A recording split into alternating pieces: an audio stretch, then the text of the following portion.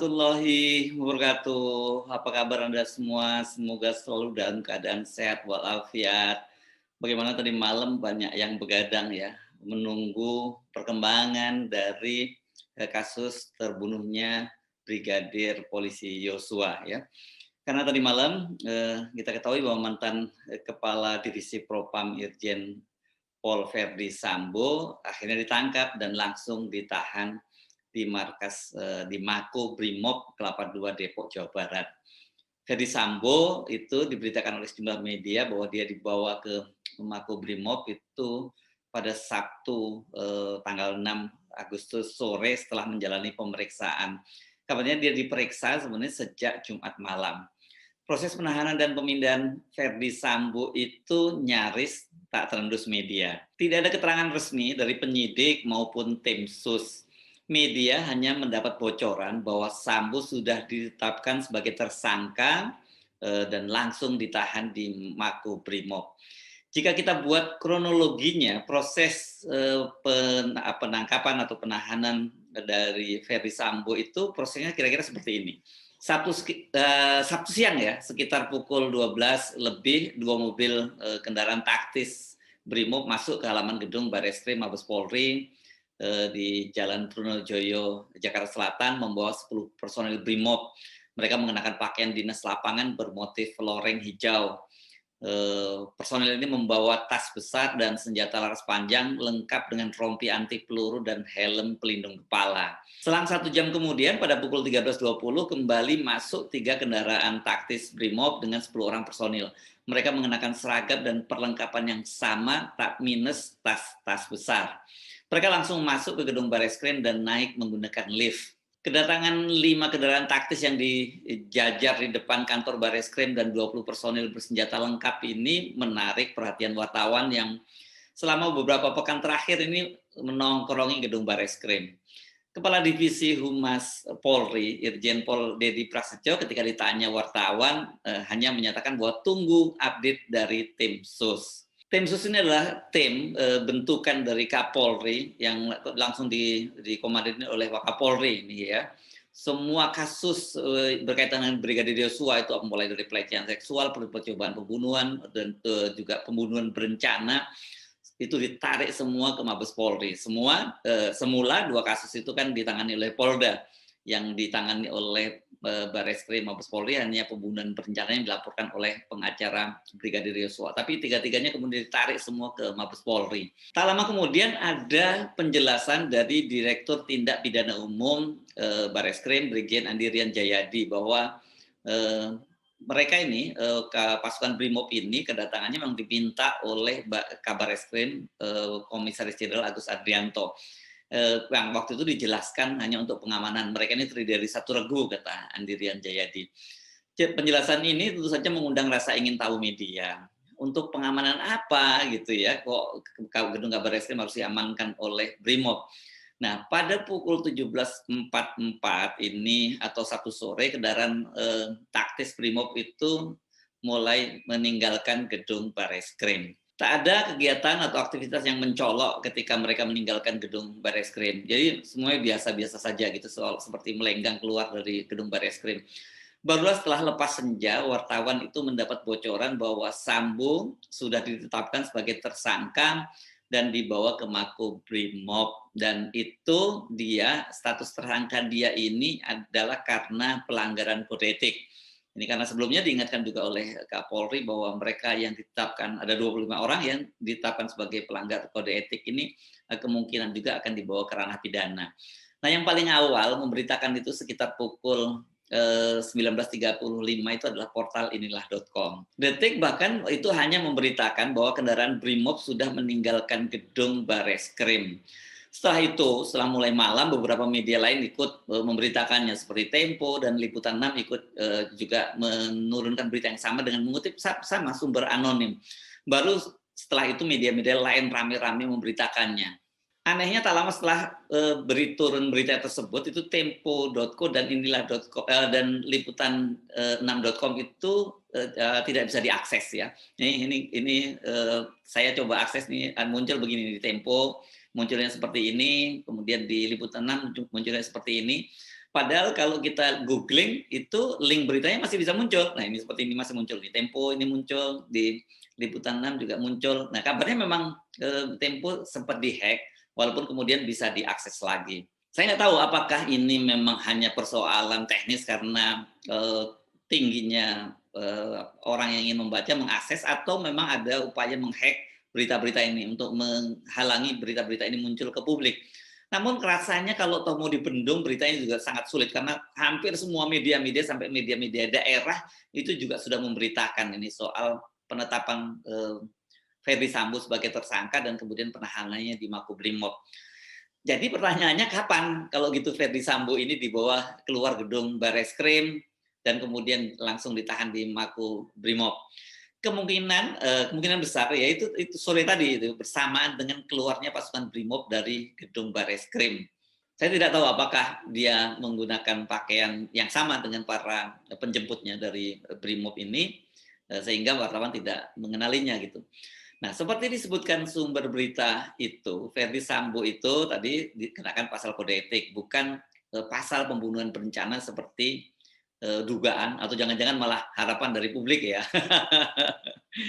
Nah, pengenaan pasal ini tampaknya menunjukkan para penyidik sangat berhati-hati karena sejauh ini kelihatannya mereka belum menemukan bukti yang cukup kuat untuk menjerat Ferdy Sambo dengan pasal pembunuhan berencana sebagaimana dilaporkan oleh pengacara Brigadir Yosua. Selain belum adanya pengakuan, ini seperti kita ketahui tempat kejadian perkara di rumah dinas Irjen Pol Ferdy Sambo ini kan sudah rusak ya. Banyak alat bukti yang rusak atau hilang. Pada waktu itu tidak ada polis lain yang membatasi lokasi peristiwa atau TKP. Kemudian yang paling mencolokkan salah satunya sejak awal itu yang diributkan adalah hilangnya CCTV. Namun belakangan ditemukan ya CCTV-nya. Nah, penetapan sebagai tersangka dan kemudian diikuti penahanan ini, saya menduga ini merupakan strategi dari penyidik ini untuk membongkar kasus kematian Brigadir Yosua itu secara hati-hati. Sambo dan 24 orang lainnya kan seperti dikatakan oleh Kapolri dikenakan hukuman kode etik karena tidak profesional dalam penyidikan kasus kematian Brigadir Yosua. Mengapa tidak profesional? Ya tadi itu, karena ada upaya mengaburkan fakta-fakta berkaitan dengan alat bukti dan sebagainya, dan kemungkinan juga dengan posisinya itu menghalang-halangi proses penyidikan.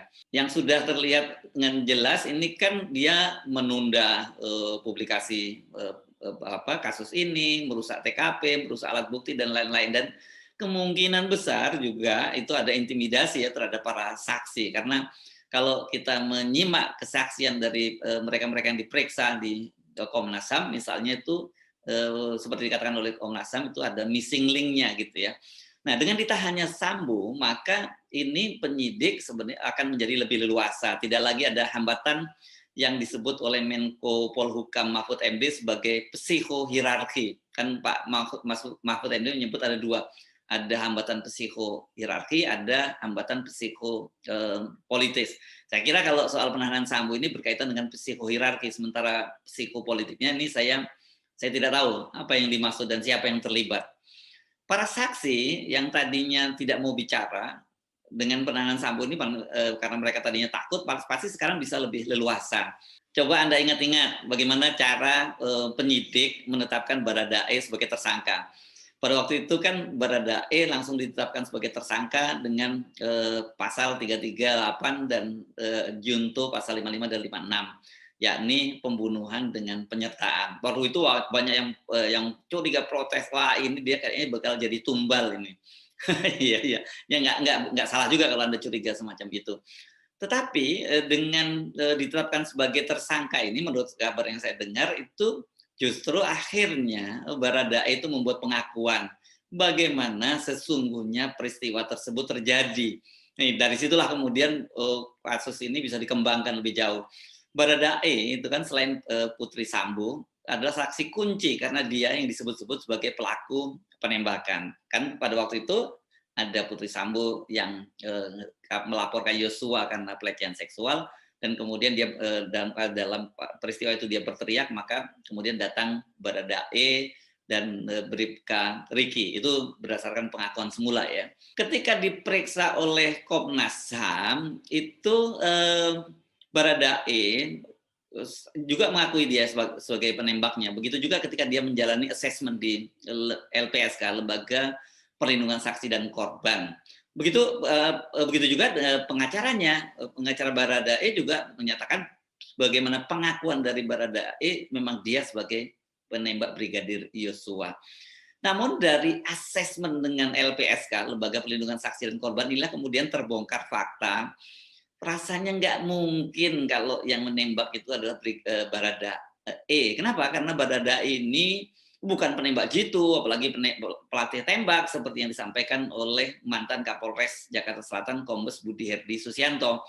Karena menurut pengakuan Baradae kepada LPSK, dia itu baru memegang senjata pada bulan November tahun 2021. Dan dia juga belum pernah terlibat dalam tembak-menembak. Jadi agak nggak masuk akal kalau kemudian dia bisa menembak dengan jitu dan semua masuk ke tubuh dari Brigadir Yosua, sementara tembakan dari Yosua yang 7 itu meleset semua. Nah, kalau dia bukan penembak jitu, apalagi dia baru memegang senjata pada bulan November 2021, siapa sesungguhnya, siapa penembak sesungguhnya? Kita juga perlu memberi catatan kasus ini dalam kasus Baradae ini adalah berupa tanda tanya besar. Mengapa dalam situasi sekarang tiba-tiba pengacara Baradae itu mengundurkan diri? Ada apa di balik itu semua? Dan pengunduran diri itu tidak dilakukan pada hari Sabtu, pada hari libur. Dia tidak sampai menunggu pada hari Senin. Yang jelas bahwa suratnya sudah diserahkan, nanti secara resmi baru hari Senin diserahkan, tetapi pokoknya terhitung mulai hari Sabtu kemarin, itu mereka sudah mengundurkan diri. Skenario seperti itulah yang tampaknya saya duga dipakai penyidik untuk sementara ini menjerat Ferdy Sambo dengan pasal kode etik karena tidak profesional dan menghalang-halangi pemeriksaan. Di luar soal kehati-hatian, dipastikan penetapan Ferdy Sambo sebagai tersangka ini juga nggak mudah. Ini juga menyebabkan tarik-menarik yang alot di internal kepolisian. Bagaimanapun juga Sambo ini adalah salah satu polisi yang powerful. Kadif Propam itu adalah polisinya polisi. Bahkan ada seorang teman polisi menyebutnya, wah ini kalau Kadif Propam itu malaikat pencabut nyawa polisi lainnya, karena semua pelanggaran-pelanggaran yang dilakukan oleh aparat kepolisian itu akan ditindak, itu yang bertanggung jawab adalah Kepala Divisi Propam. Di luar itu, kan kemarin yang juga bikin kehebohan adalah posisi dari Ferdy Sambo sebagai Kepala Satgas Merah Putih, Satgasus Merah Putih.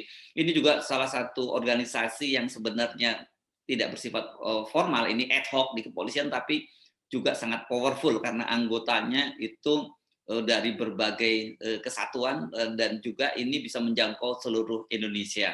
Saya mau bayangkan ini kalau di film-film Amerika itu kayak FBI, polisi federal gitu yang bisa intervensi terhadap kasus-kasus yang terjadi di berbagai daerah. So saran saya sabar sedikit ya, ceritanya masih akan terus berlanjut. Ini saya udah mulai banyak ya membaca komentar. Ini kenapa kok ini hanya dikenakan pasal-pasal berkaitan dengan kode etik? Ini sama juga dengan ketika Baradae dijadikan tersangka dan kemudian disebutkan bahwa dia akan jadi tumbal. Nah, kalau Sambo ini kemudian jadi tersangka, dia tumbal siapa? Yang paling penting saya kira kita harus terus mengawal kasus ini, jangan lengah sedikit pun gitu ya, karena ini saya kira sudah mulai memasuki babak-babak akhir ya dari segala carut marutnya dengan menetapkan Sambo sebagai tersangka ini. Kan Sambo ini adalah figur penting di tengah pusaran tewasnya dari Brigadir Yosua. Saya Hersuna Arif dari Forum News Network. Sampai jumpa lagi. Wassalamualaikum warahmatullahi wabarakatuh. Pada malam hari ini, saya meluruskan beberapa informasi yang sudah tersebar di beberapa media. Dari hasil komunikasi saya dengan tim sus. Tim sus dalam hal ini masih mendalami proses penyidikan terkait menyangkut masalah kejadian di Duren 3. Jadi tim sus ini kerjanya adalah pro justisia, ya. Tapi sesuai dengan arahan Pak Kapolri, selain tim sus ada juga inspektorat khusus. Seperti yang sudah disampaikan oleh Bapak Kapolri kemarin malam, bahwa inspektorat khusus sudah melakukan pemeriksaan terhadap 25 orang. Dari 25 orang ini 4 sudah ditempatkan di tempat khusus. Ya, dalam rangka untuk proses pembuktian yang lainnya dulu adalah sidang kode etik karena ketidakprofesionalan di dalam melaksanakan olah TKP. Pada malam hari ini ya, saya bacakan dari hasil kegiatan pemeriksaan tim gabungan, ya, Wasriksus ini pengawasan pemeriksaan khusus ya, terhadap perbuatan Irjen FS yang diduga melakukan pelanggaran prosedur dalam penanganan tindak pidana meninggalnya Brigadir J di rumah dinas Kadipropam Polri. Dari hasil pemeriksaan Wasriksus atau IRSU, Inspektorat Khusus terkait penyakit masalah peristiwa tersebut, sudah memeriksa kurang lebih sekitar 10 saksi. Dari 10 saksi tersebut dan beberapa bukti, dari IRSUS menetapkan bahwa Irjen Pol FS ya diduga melakukan pelanggaran ya terkait penyakut masalah ketidakprofesionalan di dalam olah TKP. Oleh karenanya pada malam hari ini yang bersangkutan langsung ditempatkan di tempat khusus, yaitu di Korbrimob Polri. Ini masih berproses rekan-rekan. Ya, sekali lagi ini masih proses. Kami minta untuk rekan-rekan bersabar dulu. Jadi harus bisa membedakan. Kalau IRSUS fokusnya menyangkut masalah pelanggaran kode etik. Kalau tim sus kerjanya adalah proses pembuktian secara ilmiah atau saintifik. Ini masih juga berproses. Apabila nanti sudah ada istilahnya update yang terbaru, baik dari Inspektorat Khusus maupun IRSUS, nanti akan disampaikan lebih lanjut. Yang jelas, komitmen Bapak Kapolri terkait kasus ini akan dibuka secara terang benderang, ya, dengan proses pembuktian secara ilmiah. Karena dua konsekuensi, ya, baik konsekuensi secara ilmiah ini, keilmuan harus betul-betul sahih hasilnya, dan juga konsekuensi secara yuridis harus bisa dipertanggungjawabkan nanti pada saat di persidangan. Jadi itu yang saya sampaikan kepada rekan-rekan pada malam hari ini. Ya, ada pertanyaan? Pak, jadi belum jadi tersangka ya Pak? Pemeriksaan atau dalam konteks penahanan? Dalam konteks pemeriksaan. Ya. Belum tersangka Ya? berarti ya? Ya belum. Kalau tersangka itu siapa yang tersangka? Ya Bu, yang tersangka kan dari tim sus. Ini kan IRSUS, makanya jangan sampai salah. Jadi tidak benar ada penangkapan, tidak benar ada penahanan. Ya betul. Ya, jadi tidak benar ada itu. Inspektor Khusus itu meriksa pelanggaran kode etik yang dilakukan oleh 20 orang yang kemarin disebutkan oleh Bapak Kapolri. Berarti Ya. Pak Sambo itu termasuk dalam 4 yang diamankan itu ya Pak? No? FS dibawa ke tempat Brimob jam berapa? Ya sore tadi ya. Pak, kenapa di Makobrimob nih Pak? Ya. Kenapa nggak Sekali di- lagi bahwa proses ini agar betul-betul berjalan secara independen, kemudian secara akuntabel, dan prosesnya harus cepat. Ini sesuai dengan perintah Bapak Kapolri. Ya, kita lebih fokus ke tim susnya. Ya karena tim sus ini prosesnya apa yang dilakukan semuanya memiliki pertanggungjawaban keadilan. Ya, jadi saran saya itu rekan-rekan. Berapa hari Pak? Ya. Untuk di Bangko? Nanti akan kita sampaikan kembali. Belum tahu ini Pak. Belum tahu. Ini berarti ada hubungannya dengan anggota Brimob yang datang ke Barreskrim hari ini Pak? Kenapa? Ini berarti ada hubungannya dengan... Tadi sudah dijelaskan oleh Pak Dirpidum ya. Pak Dirpidum hanya dari Pak Dirpidum menginformasikan yang melaksanakan penebalan pengamanan itu. Pak, kesalahan Oke. prosedurnya itu apa sih Pak? Kemarin? Ketidakprofesionalannya itu apa Iya. sih Pak? Tadi kan saya sebutkan. Ya. Di dalam pelaksanaan olah TKP seperti Pak Kapolri sampaikan, ya, terjadi misalnya pengambilan CCTV dan lain sebagainya. Ini nanti rekan-rekan, saya tidak mau menyampaikan terlalu terburu-buru. Saya menunggu betul-betul kerja tim sus selesai semuanya. Kalau selesai semuanya, baru bisa dijelaskan secara komprehensif. Ingat, pembuktian secara ilmiah memiliki konsekuensi yang tadi saya sebutkan. Konsekuensi yuridis, juga konsekuensi keilmuan. Oke rekan-rekan, oke, itu dulu. Pak, biar Itu nggak dulu, salah paham, Pak. masih sampaikan. Dalam konteks di penanganan TKP Pak Sambo itu memang dia sebelum dalam bertugas atau terlibat dalam penanganan atau tidak Pak? Nanti saya jelaskan harus sudah lengkap. Ini baru hari ini aja dulu ya. Baru hari ini seperti itu yang saya sampaikan. Ya, oke, terima kasih rekan. Ya, nanti saya sampaikan sama lengkap. Oke, terima kasih rekan. Oke, itu dulu. Ya.